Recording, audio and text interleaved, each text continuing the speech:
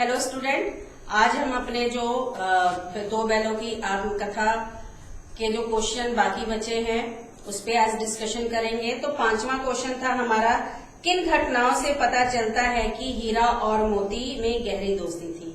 तो देखिए, इन दोनों बैलों की दोस्ती का देखिए हमें कदम कदम पर पता चलता है। चाहे वह हल में जोते जाने पर ज्यादा से ज्यादा भार अपने कंधे पर रखने की कोशिश होना, गया द्वारा हीरा की पिटाई होने पर मोती द्वारा हल लेकर भाग जाना, सांड के साथ संगठित होकर लड़ना, खेत में मटर खाते हुए मोती जब पकड़ा जाता है तो हीरा का वहां आ जाना, तथा कांजी हाउस में मोती का बंधन से मुक्त होने के बावजूद भी वहां से ना भागना।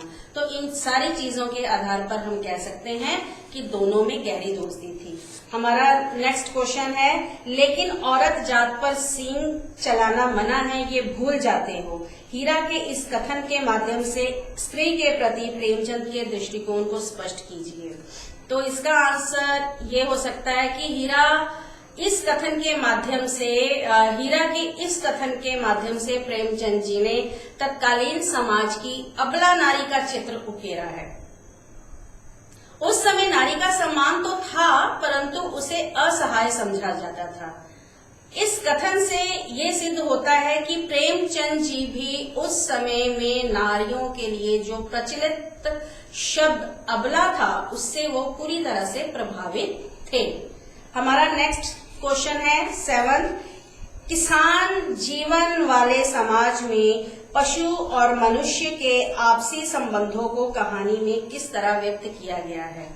तो देखिए, शुरू से ही पशु और मानव का अटूट संबंध रहा है। मनुष्य अपनी आवश्यकताओं के लिए जिस तरह पशुओं पर निर्भर है, ठीक उसी तरह पशु भी अपनी आवश्यकताओं के लिए जो है मनुष्य पर निर्भर हैं।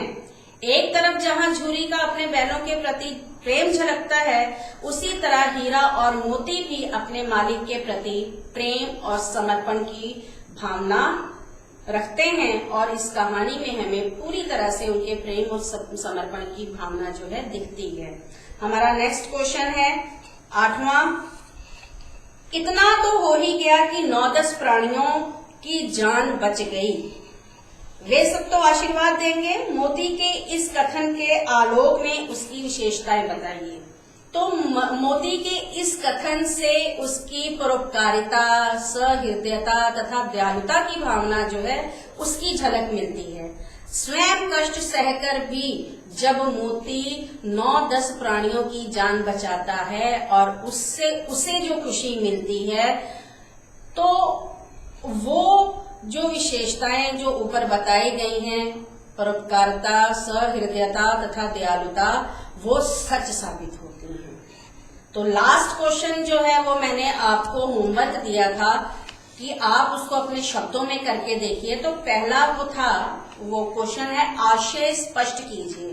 तो क था, अवश्य ही उनमें कोई ऐसी गुप्त शक्ति थी जिससे जीवों में श्रेष्ठता का दावा करने वाला मनुष्य वंचित है।